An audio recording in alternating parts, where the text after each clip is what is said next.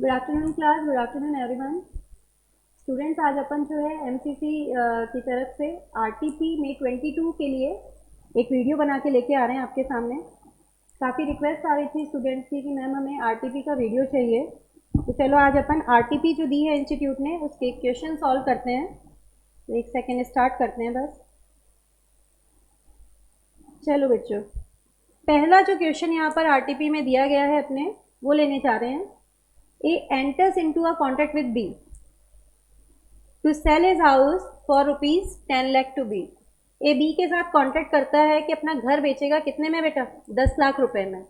Further दोनों ने agreement भी साउंड किया और लिखा हुआ क्या है उसमें कि अगर बी इस हाउस को गैमलिंग पर्पज में यूज करेगा तो उसे 50,000 रुपीज जो है ना वो एक्स्ट्रा पे करने पड़ेंगे। B agreed to this. However after a year B ने क्या किया, गैमलिंग बिजनेस स्टार्ट कर दिया उसी घर में। ये अब क्लेम कर रहा है 50,000 रुपये बी से। Discuss with reference to the provision of Indian Contract Act कि ऐसा पॉसिबल है या नहीं है। देखो बेटा, एक सेक्शन पढ़ा था अपन ने, सेक्शन नंबर 24। सेक्शन 24 क्या कहता था अपना कि अगर मान लो एक एग्रीमेंट के दो पार्ट हैं, एक पार्ट है हमारा लीगल और दूसरा पार्ट है हमारा इलीगल, और अगर अपन लीगल पार्ट को इलीगल पार्ट से सेपरेट कर सकते हैं तो लीगल वाला पार्ट हमारा क्या बन जाता है, वैलिड, और इलीगल वाला पार्ट हमारा क्या बन जाता है, void.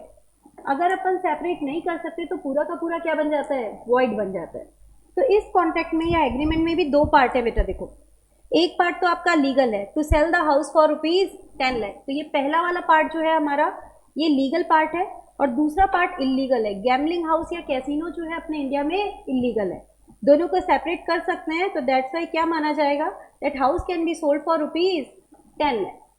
This part is valid and the gambling वाला जो पर्पस है that is illegal, so that's why it will be void.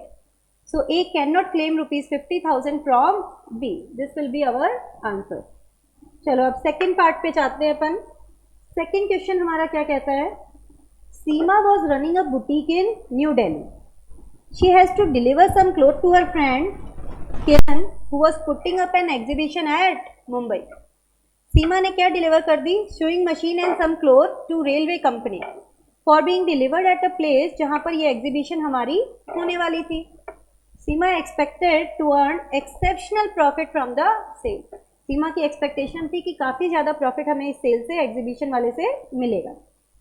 लेकिन ये चीज़ उसने बेटा जानकारी में नहीं लाई। किसकी जानकारी में नहीं लेके आए, रेलवे अथॉरिटीज़ को इसकी जानकारी नहीं दी गई.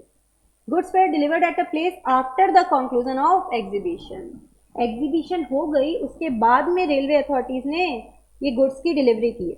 क्वेश्चन क्या कहना चाह रहा है कि सीमा ने कुछ गुड्स भेजे बेटा, किसके थ्रू भेजे, रेलवे के थ्रू भेजे, लेकिन रेलवे वालों को, इन्होंने कैरियर वाले को ये सूचना नहीं दी कि भाई अगर टाइम पे डिलीवरी नहीं की तो हमें काफ़ी नुकसान हो जाएगा.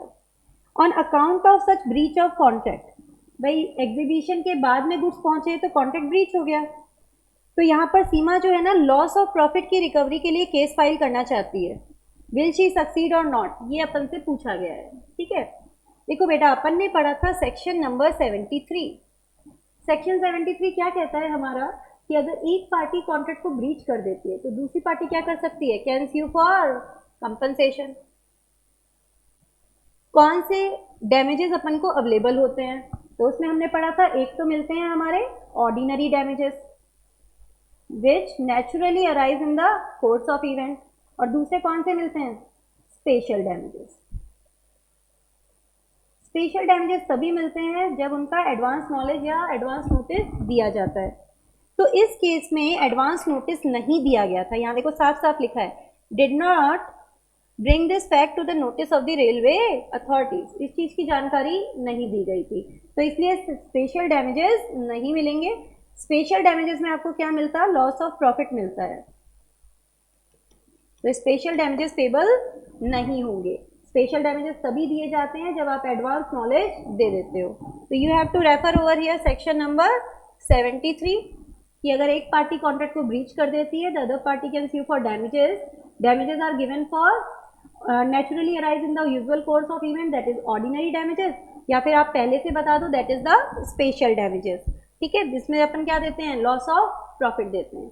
It is the duty to mitigate the loss, parties को पूरी कोशिश करनी है कि लॉस को कम किया जा सके, and no damages are given for remote और इनडायरेक्ट लॉस। सेक्शन 73 का मैटर बताना है, साथ में अपन केस भी रेफर करेंगे, हेडले वर्सेस बैक्जेंडल। मैंने आपको पहले भी बता रखा है बेटा, डैमेजेस का कोई भी क्वेश्चन आए तो सेक्शन क्या लगता है अपना 73 लगेगा, और केस कौन सा लगेगा, हेडले बैक्जेंडल।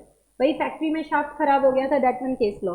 ठीक है, तो इस केस में हम क्या आंसर में लिखेंगे कि भाई सीमा जो है वो लॉस ऑफ प्रॉफिट की रिकवरी इंडियन कॉन्ट्रैक्ट एक्ट के अंदर नहीं कर सकती, क्यों, क्योंकि उसने एडवांस नोटिस नहीं दिया था। ठीक है ना, तो this will be our answer. Coming on to question number 3। Question number 3 देखते हैं बेटा। चंदन जो है ये सफरिंग फ्रॉम सब डिजीज, उसको कोई बीमारी है, वो डॉक्टर के पास गया, डॉक्टर झुंझुनवाला। उस consultation fees was ₹300। Doctor agreed to treat him, but on the condition कि चंदन को एक प्रॉमिसरी नोट साइन करना पड़ेगा, कितने रुपए का, 5000 रुपीज का, पेबल टू द डॉक्टर। चंदन ने प्रॉमिसरी नोट साइन कर दिया और डॉक्टर को दे दिया। जब वो बीमारी से सही हो गया तो उसने मना कर दिया कि मैं इस प्रॉमिसरी नोट का पेमेंट नहीं करूंगा। आपको रीजंस बताने हैं कि can the doctor recover the amount of promissory note under the Indian Contract Act. देखो बेटा, सेक्शन नंबर 16 याद आ रहा है, अनड्यू इन्फ्लुएंस। अनड्यू इन्फ्लुएंस का सेक्शन 16 अपना क्या कहता था, when one party is in a position to dominate the will of other party and takes the unfair advantage of his position, ठीक है, then this is known as undue influence. और mental distress की एक किसके अंदर category आ रही थी, mental distress की, जिसके अंदर अपन ने रिलेशनशिप कवर की थी, याद करो, डॉक्टर एंड पेशेंट की। इस एग्जाम्पल में आप देखो, डॉक्टर अपनी पोजीशन को मिसयूज कर रहा है, डॉक्टर अपनी पोजीशन को मिसयूज कर रहा है और चंदन से एक प्रॉमिसरी नोट साइन करवा रहा है 5000 रुपीज का। तो यहाँ पर contract is influence by undue influence, mental या मॉरल प्रेशर डाला गया है डॉक्टर के द्वारा। ठीक है, और कॉन्ट्रैक्ट हमारा क्या हो जाएगा, the contract will B voidable, contract will B voidable. I think समझ में आ गई होगी ये वाली चीज। अनड्यू इन्फ्लुएंस में कवर करनी है, डॉक्टर पेशेंट की रिलेशनशिप है, डॉक्टर अपनी पोजीशन का मिसयूज कर रहा है और प्रोमिसरी नोट साइन करने के लिए मजबूर कर रहा है अपने पेशेंट को। ठीक है, तो वो मना कर सकता है, doctor can not recover the amount of promissory note under the provision of Indian Contract Act. तो ये अपन को यहाँ पर आंसर देना है। Coming on to question number 4। Question number 4 देखते हैं बेटा। मिस्टर असीम एक लर्नेड एडवोकेट है, his car was stolen from his house, उसके घर से उसकी कार चोरी हो गई। He gave an advertisement in the newspaper, newspaper में उसने एडवर्टाइजमेंट दिया कि कोई भी मेरी कार के बारे में बताएगा, ठीक है, तो उसको कितने रुपए का इनाम देगा, 10,000 रुपए का इनाम देगा। मिस्टर विक्रम ने एडवर्टाइजमेंट पढ़ा, कुछ एफर्ट्स किए और उस कार को ढूंढ दिया और इन्फॉर्म किया मिस्टर असीम को।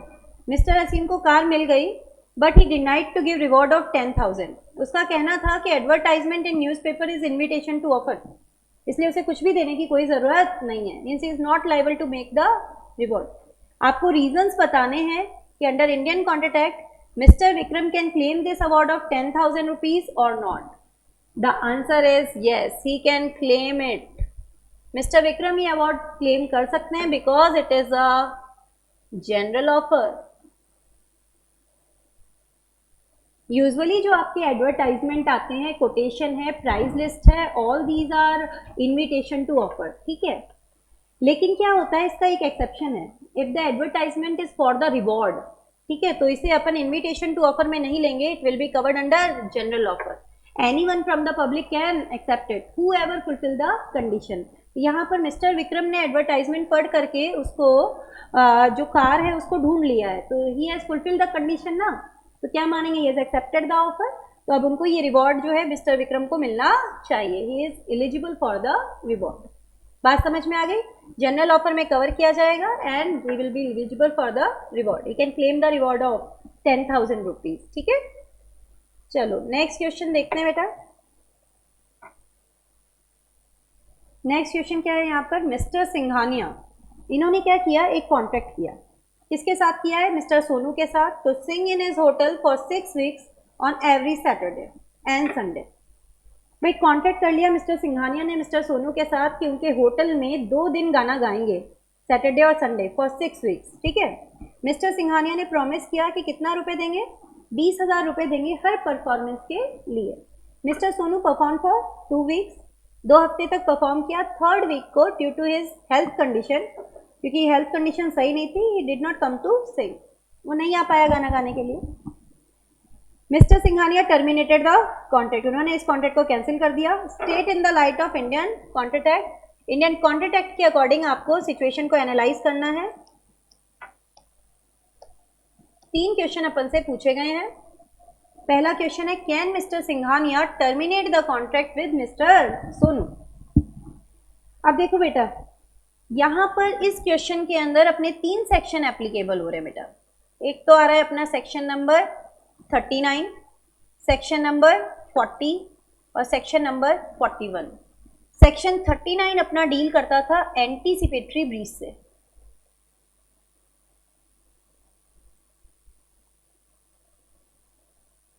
सेक्शन 40 डील करता है कि अगर कोई कॉन्ट्रैक्ट पर्सनल वॉल्यूशन का है तो फिर वो उसी बंदे को पूरा करना पड़ता है, प्रॉमिसर हिमसेल्फ, उसकी जगह कोई और नहीं कर सकता। और सेक्शन 41 कहता था performance of promise by third party.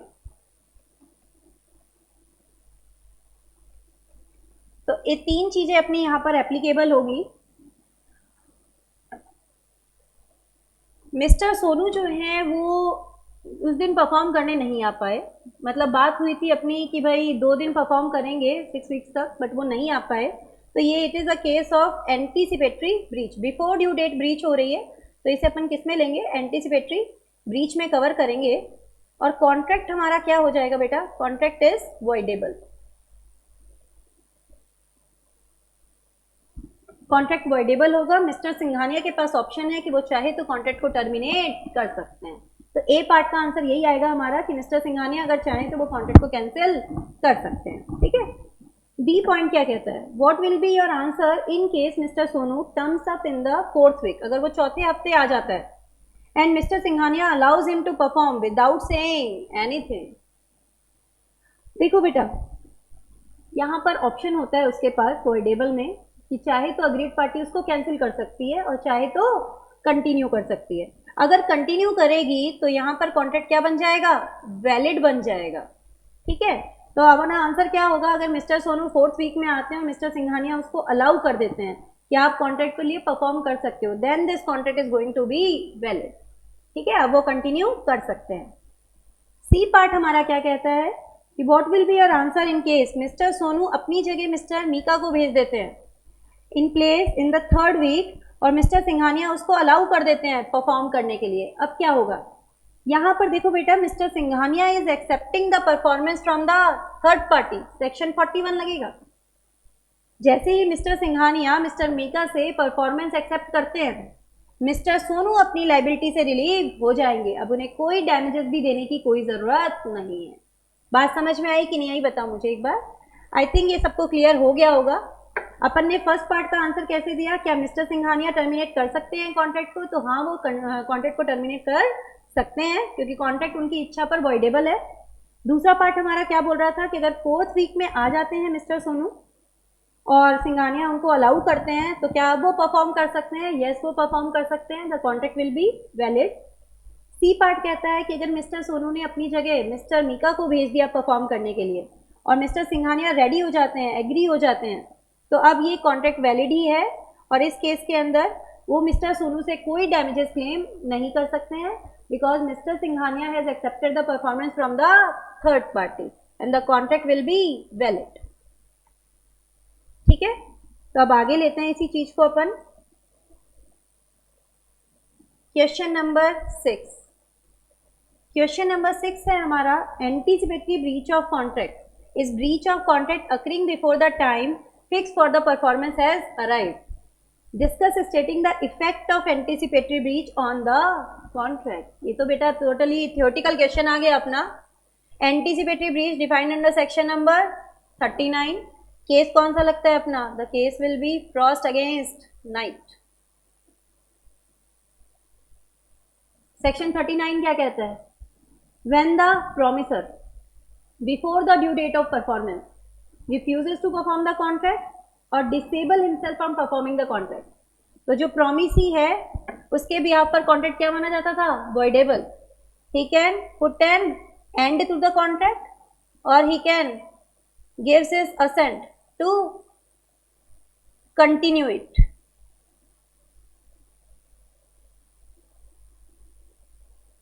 अगर वो कॉन्ट्रैक्ट को कैंसिल कर देंगे तो एक कॉन्ट्रैक्ट क्या बन जाएगा अपना? वॉइड बन जाएगा। और अगर वो इसको कंटिन्यू करेंगे तो ये क्या बन जाएगा? वैलिड बन जाएगा। ठीक है, तो यहाँ पर इफेक्ट के बारे में भी बताएंगे। इफेक्ट क्या होगा? पहला इफेक्ट तो ये होगा एंटीसिपेटरी ब्रीच में promise is discharge from his liability. ठीक है, और उसके पास दो ऑप्शन है। पहला ऑप्शन क्या है? इमीडिएटली कॉन्ट्रैक्ट को कैंसिल कर दे और डैमेजेस ले ले। ठीक है, यानी कि क्या मान ले इसको? वॉइड मान ले। और दूसरा ऑप्शन क्या कहता है? Wait for the due date of performance और कॉन्ट्रैक्ट को जिंदा रखो। और अगर वो पूरा कर देता है तो फिर आप क्या है, इसके बारे में कोई डैमेजेस नहीं लोगे। You will wait for the due date. Due date को भी काम नहीं हुआ तो अब आप डैमेजेस लोगे। ठीक है, इसका मतलब आप क्या कर रहे हो? इस कॉन्ट्रैक्ट को, आप इस कॉन्ट्रैक्ट को कंटिन्यू कर रहे हो, आप इस कॉन्ट्रैक्ट को वैलिड मान रहे हो जब तक कि ड्यू डेट ना आ जाए। तो आप दोनों पार्टीज के लिए आप इस कॉन्ट्रैक्ट को अलाइव रख रहे हो। ठीक है ना? तो इस केस के अंदर क्या हुआ? ये दो इफेक्ट होते हैं। और अगर बीच में क्या आ गई बेटा? Supervening impossibility. अगर बीच में क्या आ गई? सुपरवेनिंग इम्पॉसिबिलिटी आ गई, then the contract will be void. Now the promisee will not be able to get any of the damages. अब उसे कोई भी damages नहीं मिलेंगे। एक बार दोबारा देख लो, सेक्शन 39 क्या कहता है? ड्यू डेट से पहले एक पार्टी ने कॉन्ट्रैक्ट को पूरा करने से मना कर दिया या खुद को डिसेबल कर लिया, तो दूसरी पार्टी क्या कर सकती है? वो चाहे तो इसे कैंसिल कर दे और चाहे तो इसे कंटिन्यू कर ले। कैंसिल करेगी तो क्या बन जाएगा बेटा? वॉइड बन जाएगा। और अगर कंटिन्यू करेगी तो क्या बन जाएगा? वैलिड बन जाएगा। इफेक्ट यही होता है कि प्रोमिसी अपनी लायबिलिटी से डिस्चार्ज हो जाएगा। वो चाहे तो इमीडिएटली रिसेंड कर सकता है कॉन्ट्रैक्ट को। दूसरा ऑप्शन क्या है? ड्यू डेट का इंतजार कर ले और फिर उसे कैंसिल कर दे। मीनवाइल अगर कोई सुपरवेनिंग इम्पॉसिबिलिटी आ गई तो contract will get discharge due to supervening impossibility. Now the promisee will not be able to get any of the damages. तो ये अपना थ्योरी क्वेश्चन आया है बेटा। यहाँ पर केस भी रेफर करना आप, फ्रॉस्ट अगेंस्ट नाइट का। फ्रॉस्ट अगेंस्ट नाइट का केस क्या था भाई? ए ने बी को बोला फादर की डेथ के बाद तुमसे शादी कर लूंगा, और फादर की डेथ से पहले किसी और से शादी कर ली। तो ये लीडिंग केस है आपका एंटीसिपेटरी ब्रीच इम्प्लाइड टाइप का, है ना।